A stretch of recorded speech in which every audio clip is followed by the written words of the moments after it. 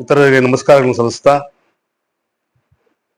ಬಹಳ ಮುಖ್ಯವಾಗಿ ಕೋಲಾರ ತಾಲೂಕು ಸೀತಿ ಗ್ರಾಮ ಪಂಚಾಯಿತಿ ವ್ಯಾಪ್ತಿಯ ಉಲ್ಲಂಕಲ್ಲು ಗ್ರಾಮದಲ್ಲಿ ಡಾಕ್ಟರ್ ಬಾಬಾ ಸಾಹೇಬ್ ಅಂಬೇಡ್ಕರ್ ಅವರ ಪ್ರತಿಮೆಯ ವಿಚಾರವಾಗಿ ಇತ್ತೀಚೆಗೆ ನಡೆದಿರ್ತಕ್ಕಂಥ ಘಟನೆಗಳನ್ನು ಕುರಿತು ಇವತ್ತು ಪತ್ರಿಕಾಗೋಷ್ಠಿಯನ್ನ ನಮ್ಮ ಹಿರಿಯ ದಲಿತ ಹೋರಾಟಗಾರರ ಸಮ್ಮುಖದಲ್ಲಿ ಇವತ್ತು ಪತ್ರಿಕಾಗೋಷ್ಠಿಯನ್ನು ಕರೆದಿದ್ದೇವೆ. ನನ್ನ ಹೆಸರು ಸಿ.ಕೆ. ರವೀಂದ್ರನಾಥ್, ಉಪವಿಭಾಗ ಮಟ್ಟದ ಜಾಗೃತಿ ಸಮಿತಿ ಮತ್ತು ಉಸ್ತುವಾರಿ ಸಮಿತಿ ಸದಸ್ಯರು, ಕೋಲಾರ ಜಿಲ್ಲೆ ಕೋಲಾರ. ಬಂಧುಗಳೇ, ಡಾಕ್ಟರ್ ಬಾಬಾ ಸಾಹೇಬ್ ಅಂಬೇಡ್ಕರ್ ಅವರು ಈ ದೇಶಕ್ಕೆ ಸಂವಿಧಾನ ಕೊಟ್ಟ ನಂತರ ಪ್ರತಿಯೊಬ್ಬರು ಸಮಾನತೆಯಿಂದ, ಸೌಹಾರ್ದತೆಯಿಂದ, ಸಮಬಾಳ್ಯದಿಂದ ಬದುಕ್ತಕ್ಕಂಥ ವಾತಾವರಣ ಇವತ್ತು ನಾವೆಲ್ಲ ಕಂಡಿದ್ದೇವೆ. ವಿಶೇಷವಾಗಿ ಮಹಿಳೆಯರಿಗೆ ಅವ್ರು ಕೊಟ್ಟಿರ್ತಕ್ಕಂಥ ಸ್ಥಾನಮಾನಗಳು ಕೂಡ ಇವತ್ತು ನಾವು ಸಂವಿಧಾನ ಅಡಿಯಲ್ಲಿ ಕಾಣಬಹುದಾಗಿದೆ. ಇತ್ತೀಚೆಗೆ ಉಲ್ಲಂಕಲ್ಲು ಗ್ರಾಮದಲ್ಲಿ ಏನು ಅಂಬೇಡ್ಕರ್ ಪ್ರತಿಮೆ ವಿಚಾರವಾಗಿ ಆ ಗ್ರಾಮದ ಕೆಲವು ಯುವಕರು ಸಮಾಜ ಕಲ್ಯಾಣ ಇಲಾಖೆ ಗಮನಕ್ಕೆ ತಂದು ಪ್ರತಿಮೆ ಅಲ್ಲೇ ಮಾಡಬೇಕು ಅಂತಕ್ಕಂಥ ಉದ್ದೇಶ ಬಂದಾಗ ನಾನು ಸಹ ಒಬ್ಬ ಸದಸ್ಯನಾಗಿ ಅಲ್ಲಿ ಸ್ವಲ್ಪ ವಾತಾವರಣ ಕೆಟ್ಟಾಗ ಶಾಂತಿ ಸಭೆಯನ್ನ ಮಾಡೋದಕ್ಕೆ ಹೋದಾಗ ಅಲ್ಲಿ ಸ್ಥಳೀಯ ಆಗಿರ್ತಕ್ಕಂಥ ಪಂಚಾಯತಿ ಅಭಿವೃದ್ಧಿ ಅಧಿಕಾರಿ ಅವರ ಕಾರ್ಯ ವೈಫಲ್ಯದಿಂದ ಇವತ್ತು ಆ ಗ್ರಾಮದಲ್ಲಿ ಇವತ್ತು ಈ ಮಟ್ಟಕ್ಕೆ ಅಶಾಂತಿ ಮೂಡೋದಕ್ಕೆ ಮುಖ್ಯವಾಗಿ ಕಾರಣ ಆಗಿದೆ. ಕಾರಣ ಏನಂತಂದ್ರೆ ಅಲ್ಲಿ ಹತ್ತಕ್ಕೆ ಮಾತ್ರ ಬಾಬಾ ಸಾಹೇಬ್ ಅಂಬೇಡ್ಕರ್ ಅವರ ಪ್ರತಿಮೆಗೆ ಅವರು ದಾಖಲೆಯನ್ನ 9/10 ಕೊಟ್ಟಿದ್ದಾರೆ. ಅದು ಯಾವುದೋ ಒಂದು 9/10 ಕೊಡ್ಬೇಕಾದ್ರೆ ಒಂದು ಪಂಚಾಯತಿನಲ್ಲಿ ಅಧ್ಯಕ್ಷರು ಇರಬೇಕು ಮತ್ತು ಪಂಚಾಯತಿನಲ್ಲಿ ಸಭೆಯಲ್ಲಿ ಪ್ರೊಸೀಡಿಂಗ್ ಆಗಬೇಕು. ಪ್ರೊಸೀಡಿಂಗ್ ಆದ ನಂತರ ಅದು ಅಪ್ರೂವಲ್ ಆಗ್ಬಿಟ್ಟು ದಾಖಲೆ ಕೊಡಬೇಕು. ಇವರು ಏಕಾಏಕಿ ಕೊಟ್ಟಿರ್ತಕ್ಕಂಥದ್ದು ಕಾನೂನು ಬಾಹಿರ ಆಗಿದೆ. ಆ ಕಾರಣದಿಂದ ಇವತ್ತು ನಾವೆಲ್ಲ ಸ್ಥಳ ಪರಿಶೀಲನೆ ಮಾಡಿದಾಗ ಅದು ಸೂಕ್ತವಾದ ಸ್ಥಳ ಅಲ್ಲ ಅಂತಕ್ಕಂಥ ನಮ್ಮ ಗಮನಕ್ಕೆ ಬಂದಾಗ ನಾವು ಜಿಲ್ಲಾಡಳಿತ ಗಮನಕ್ಕೆ ತಂದ್ವಿ. ಜಿಲ್ಲಾಡಳಿತ ಗಮನಕ್ಕೆ ಏನು ತಂದಿದ್ವಿ, ತಾವು ಖುದ್ದಾಗಿ ಗ್ರಾಮಕ್ಕೆ ಭೇಟಿ ಮಾಡಿ ಸೂಕ್ತವಾಗಿರ್ತಕ್ಕಂಥ ಸ್ಥಳವನ್ನು ಗುರುತಿಸಿ ಆ ಸೂಕ್ತವಾಗಿರ್ತಕ್ಕಂಥ ಸ್ಥಳದಲ್ಲಿ ಬಾಬಾ ಸಾಹೇಬ್ ಅಂಬೇಡ್ಕರ್ ಅವರ ಭವನ ಮತ್ತು ಪ್ರತಿಮೆ ನಿರ್ಮಾಣ ತಾವು ಅನುವು ಮಾಡಿಕೊಡ್ಬೇಕಂತ ಹೇಳಿ ನಾವು ಮನವಿ ಮಾಡಿಕೊಂಡಾಗ ಅವರು ಅದಕ್ಕೆ ಒಪ್ಪಿಗೆ ಕೊಟ್ಟು ಮೊನ್ನೆ ಹಳೆ ಜಿಲ್ಲಾಧಿಕಾರಿಗಳು ವರ್ಗಾವಣೆ ನಿವೃತ್ತಿ ಹೊಂದಿರತಕ್ಕಂಥ ಸಂದರ್ಭದಲ್ಲಿ ಹೊಸ ಜಿಲ್ಲಾಧಿಕಾರಿಗಳು ಅಧಿಕಾರ ಸ್ವೀಕಾರ ಮಾಡೋ ದಿನಗಳಲ್ಲಿ ನಾವು ಚರ್ಚೆ ಮಾಡಿದಾಗ ಅವರು ನಮ್ಮ ಗಮನಕ್ಕೆ ಕೇಳಿದ್ರು.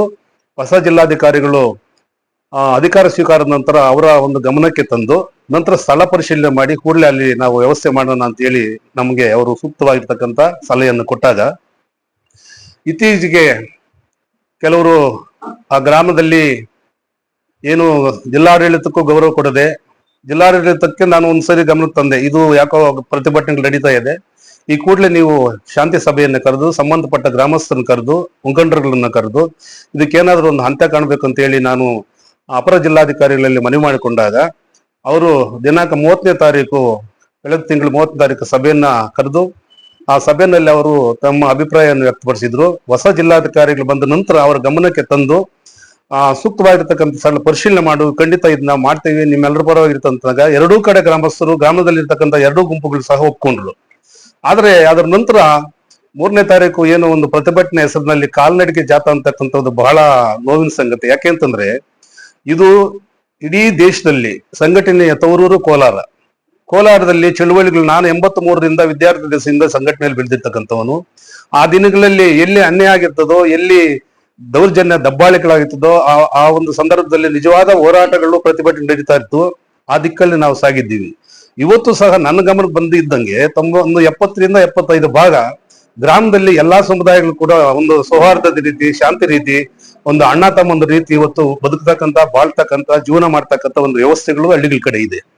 ಆದರೆ ಇವರು ಯಾವುದೋ ಒಂದು ಆ ಗ್ರಾಮದಲ್ಲಿ ಇರ್ತಕ್ಕಂಥ ಒಂದು ಒಬ್ಬ ಯುವಕ ತನ್ನ ವೈಯಕ್ತಿಕ ವಿಚಾರವನ್ನ ಮುಂದೆ ಇಟ್ಕೊಂಡು ಯಾವುದೋ ಒಂದು ವೈಯಕ್ತಿಕ ವಿಚಾರವನ್ನ ಬಾಬಾ ಸಾಹೇಬ್ ಅಂಬೇಡ್ಕರ್ ಪ್ರತಿಮೆಗೆ ಹೋಲಿಕೆ ಮಾಡಿ ಇವತ್ತು ಇಷ್ಟೆಲ್ಲ ಮಾಡೋದಕ್ಕೆ ಕಾರಣಕರ್ತನಾಗಿದ್ದಾನೆ.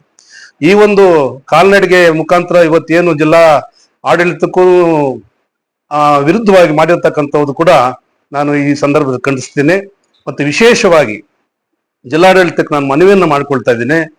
ಈ ತರ ಜಿಲ್ಲಾಡಳಿತ ವಿರುದ್ಧ ಯಾವುದೇ ಸಂಘಟನೆಗಳಾಗಬಹುದು ಹೋರಾಟ ಮಾಡಿದ್ರೆ ಈ ಕೂಡಲೇ ನೀವು ಕಾನೂನು ರೀತಿಯಲ್ಲಿ ಕ್ರಮ ಕೈಗೊಳ್ಳಬೇಕು. ಯಾಕಂದ್ರೆ ಸಂವಿಧಾನ ಅಡಿಯಲ್ಲಿ ಜಿಲ್ಲಾಡಳಿತ ಕೆಲಸ ಮಾಡ್ತಾ ಇದೆ. ಜಿಲ್ಲಾಡಳಿತ ತೀರ್ಮಾನ ಸಂವಿಧಾನ ಪರವಾಗಿರ್ತದೆ. ಇವತ್ತು ಸಂವಿಧಾನ ವಿರೋಧವಾಗಿ ನೀವು ಪ್ರತಿಭಟನೆ ಮಾಡೋದು ಕೂಡ ಅದು ಸಂವಿಧಾನ ವಿರೋಧಕ್ಕಾಗ್ತದೆ.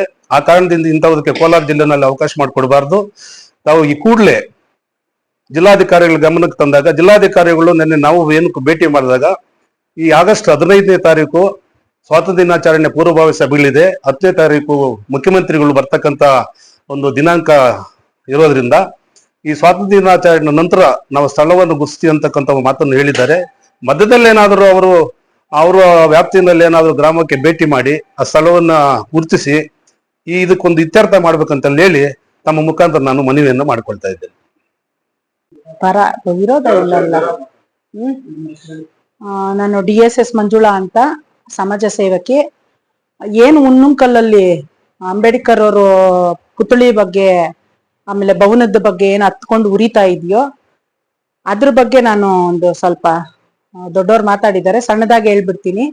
ಅದು ಫಸ್ಟ್ ಬಂದ್ಬಿಟ್ಟು DSS ಮುನಿಯಪ್ಪಣ್ಣ ಅವರು ಮತ್ತೆ ಇನ್ನು ಕೆಲವರು ಮುಖಂಡರು ಅವರು ನೇತೃತ್ವದಲ್ಲಿ ಅದೇ ಹಳ್ಳಿಗೆ ಹೋಗ್ಬಿಟ್ಟು ಈ ತರ ಆಗ್ತಾ ಇದೆ, ಈ ತರ ಭವನ ಮಾಡ್ಬೇಕು ಅಂದವಾಗ ಅಲ್ಲೊಂದು ಡಿಸ್ಕಷನ್ ನಡೆದಿದೆ, ಒಂದು ಸಭೆ ನಡೆದಿದೆ. ಸಿಟಿ ಪಂಚಾಯತಿಯಲ್ಲೇ ಒಂದು ಸಭೆ ನಡೆದಿ ಅಲ್ಲಿ ಸಾಂತ್ವನ ಹೇಳಿ 2 ಕಡೆವರ್ನು ಒಗ್ಗಟ್ಟು ಒಂದುಗೂಡಿಸಿ ಅಲ್ಲಿ ಒಂದು ಮಾಡಿಬಿಟ್ಟು ಅವರು ನೆಕ್ಸ್ಟ್ ಜಿಲ್ಲಾಡಳಿತ ಪರ ಹೋಗಿ ಅಲ್ಲಿ ಮಾತಾಡಿ ಅಲ್ಲಿ ಒಂದು ಭವನ ಮಾಡೋಣ, ಒಂದು ಸ್ಟ್ಯಾಚ್ಯೂ ಮಾಡೋಣ ಅಂತ ಎಲ್ಲ ದೊಡ್ಡವರು ಸೇರ್ಕೊಂಡು ಒಂದು ನಿರ್ಧಾರ ತಗೊಂಡು ಬಂದಿದ್ದಾರೆ. ಬಂದಾದ್ಮೇಲೆ ಕೆಲವು ಮುಖಂಡರು, ಯಾರು ಹೆಸರುಗಳು ಹೇಳೋದು ಬೇಡ, ಹೊಸಕೋಟೆಯವರಾಗ್ಲಿ ನಮ್ ಕೋಲಾರದವರಾಗ್ಲಿ, ಕೆಲವು ಮುಖಂಡರು ಹೋಗ್ಬಿಟ್ಟು ಅದೇ ಹಳ್ಳಿಯಲ್ಲಿ ಅರ್ಧ ರಾತ್ರಿಯಲ್ಲಿ ಒಂದು ಬೋರ್ಡ್ ಊಣೋ ಅವಶ್ಯಕತೆ ಇರ್ಲಿಲ್ಲ ಅವ್ರಿಗೆ. ಅರ್ಧ ರಾತ್ರಿಯಲ್ಲಿ ನಮ್ಮ ಅಂಬೇಡ್ಕರ್ನ ಕಳ್ತನವಾಗಿ ಹೋಗಿ ಒಂದು ಬೋರ್ಡ್ ಉಣ್ಬೇಕು ಅನ್ನೋ ನೆಸಿಟಿ ಇಲ್ಲ ಅವ್ರಿಗೆ. ಆದ್ರೂನು ಅವ್ರು ಮಾಡಿದ್ದಾರೆ. ಅದು ಕಾನೂನು ಅರಿವಿದೆಯೋ ಅದು ಇಲ್ವೋ ಅದು ನಮ್ಗೆ ಅದು ಪಕ್ಕಕ್ಕಿಡೋಣ. ಆಮೇಲೆ ಅವ್ರ ಕಾನೂನು ಅರಿವು ಇದೆಯೋ ಇಲ್ವೋ ಅದು ನಮಗ್ ಗೊತ್ತಾಗ್ತಾ ಇಲ್ಲ. ನಾವು ದೊಡ್ಡದಾಗಿ ನಾವು ದೊಡ್ಡ ಲೀಡರ್ಗಳು ಅಂತ ಮಾತಾಡ್ತಾ ಇದ್ದಾರೆ. ನಮ್ ಮುನ್ಷನಹಳ್ಳಿ ಅವ್ರು ಹೇಳ್ದಂಗೆ ದೊಡ್ಡ ಮುಖಂಡರುಗಳಿದ್ದಾರೆ, ತುಂಬಾ ಹೋರಾಟಗಾರರು. ಆವಾಗ ಜೈಲುಗಳಿಗೆಲ್ಲ ಹೋಗಿ ಚಿತ್ರಾನ್ನ ಇಲ್ದೆ ನಮ್ಗೆ ಈ ಮಟ್ಟಕ್ಕೆ ನಮ್ಮನ್ನ ಈ ಪೀಳಿಗೆಗೆ ತಂದು ಬಿಟ್ಟಿದ್ದಾರೆ ದೊಡ್ಡವರು. ಅಂದ್ರೆ ಅವ್ರು ತುಂಬಾ ಕಷ್ಟಪಟ್ಟಿರೋರು ಇದ್ದಾರೆ. ಅವ್ರಿಗೂ ಗಮನಕ್ಕೆ ಕೊಡದೆ ಈ ಕೆಲವ್ರು ಮುಖಂಡರು ಹೋಗ್ಬಿಟ್ಟು ಅಲ್ಲಿ ಊರಿಗೆ ಬೆಂಕಿ ಇಟ್ಬಿಟ್ಟು, ಜಾತಿಗೆ ಬೆಂಕಿ ಇಟ್ಬಿಟ್ಟು ಆ ಹೆಣ್ಣು ಮಕ್ಕಳ ಮೇಲೆ ಇಲ್ದಿದ್ದೆಲ್ಲ ಹೇಳಿ, ಆ ಹೆಣ್ಣು ಮಕ್ಕಳು ಒಬ್ಬ ಲೇಡಿ ಹೇಳಿದ್ದಾರೆ, ಅಲ್ಲಿ ನಮ್ಮ ಹೃದಯದಲ್ಲಿದ್ದಾರೆ ಅಂಬೇಡ್ಕರ್ ಅವರು, ನಿಮ್ಗೊಬ್ರಿಗೆ ಅಲ್ಲ ಸೀಮಿತ ಅಂತ ಒಂದು ನೀವು ನೋಡಿರ್ಬೋದು ಮಾಧ್ಯಮದಲ್ಲಿ ಹೇಳಿದಾರೆ ಅವರು. ಆ ಹೆಣ್ಣು ಮಕ್ಕಳಿಗೆ ನಾನು ಕೃತಜ್ಞತೆ ಹೇಳ್ತಾ ಇದ್ದೀನಿ.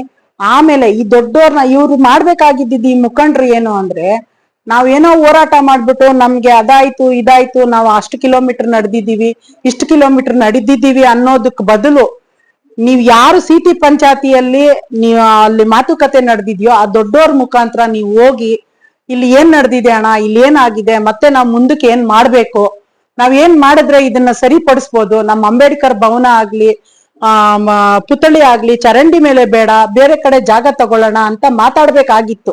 ಮಾನವೀಯತೆ ಇರೋರು, ನಮ್ಮ ಅಂಬೇಡ್ಕರ್ ಅವ್ರಿಗೆ ಮರ್ಯಾದೆ ಕೊಡ್ಬೇಕಾಗಿರೋರು, ಇಲ್ಲ ಅವರು ಕಾನೂನ್ನ ಅಡಿಯಲ್ಲಿರೋರು ಅವ್ರು ಮಾತಾಡ್ಬೇಕಾಗಿತ್ತು. ಅದನ್ನ ಮಾತಾಡಿಲ್ಲ.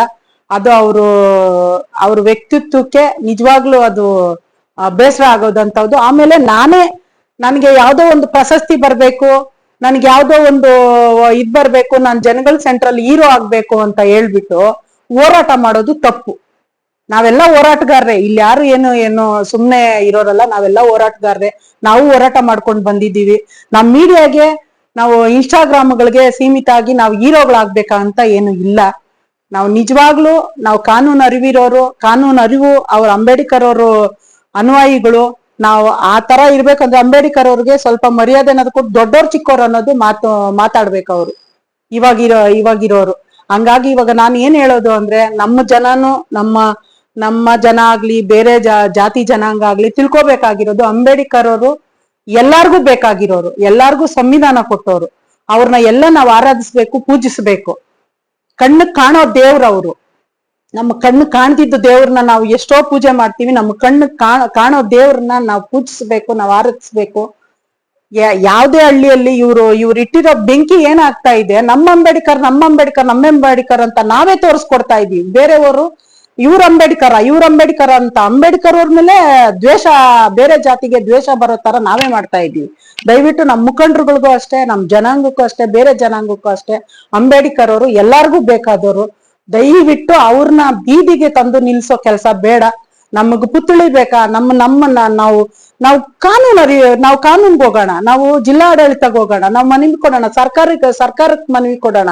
ಇವ್ರು ಮಾಡ್ತಾ ಇರೋದೇನು ಅಂದ್ರೆ, ನಾವು ಯಾವ್ದು ಪರ್ಮಿಷನ್ ತಗೊಂಡಿರಲ್ಲ, ಯಾರ ಹತ್ರನೂ ಮಾತಾಡಿರಲ್ಲ, ಏಕಾಏಕಿ ಹೋರಾಟಕ್ಕೆ ಹೋಗ್ತಾರೆ. ಬೇಡ, ನಾವೊಂದು ಮನವಿ ಕೊಡೋಣ, ನಮ್ಗೆ ಇಲ್ಲೊಂದು ಬೇಕು, ಪಕ್ಷದಲ್ಲಿ ನಾವು ಹೋರಾಟ ಮಾಡೋಣ. ಏನು ತಿಳ್ಕೊಳ್ದೆ, ಏನು ಅದು ವಿಚಾರನೇ ತಿಳ್ಕೊಳ್ದೆ ಏಕಾಏಕಿ ಹೋರಾಟ ಮಾಡೋದು, ಅರ್ಧರಾತ್ರಿ ಅಲ್ಲಿ ಹೋಗಿ ಬೋರ್ಡ್ಗಳು ಉಣಿ ಊರಿಗೆ ಜಗಳ ಇಡಿಸೋ ಕೆಲಸಗಳು ಮಾಡಬಾರ್ದು. ಯಾರೇ ಆಗ್ಲಿ ಉನ್ನಂಕಲ್ಲು ವಿಚಾರವಾಗಿ ಇದು ರಾಜ್ಯನೇ ನಮ್ ಕಡೆ ತಿರುಗಿ ನೋಡೋ ತರ ಆಗ್ತಾ ಇದೆ. ಶಾಂತವಾಗಿ ನಡಿಬೇಕು. ಅದೇ ಎಲ್ಲಾ ಊರಲ್ಲಿ ಎಲ್ಲಾ ಒಗ್ಗಟ್ಟಾಗಿ ಸೇರಿ ನಮ್ಮ ಅಂಬೇಡ್ಕರ್ ಅವ್ರ ಪುತ್ಥಳಿನ ನಿರ್ಮಾಣ ಮಾಡ್ಬೇಕು, ಅಂಬೇಡ್ಕರ್ ಭವನ ನಿರ್ಮಾಣ ಮಾಡ್ಬೇಕು, ಎಲ್ಲಾ ಸೇರಿ ಒಂದು ಹಬ್ಬ ತರ ಆಚರಣೆ ಮಾಡ್ಬೇಕು ಅಂತ ಈ ಸಂದರ್ಭದಲ್ಲಿ ಮೀಡಿಯಾ ಮುಖಾಂತರ ಹೇಳ್ತೇನೆ.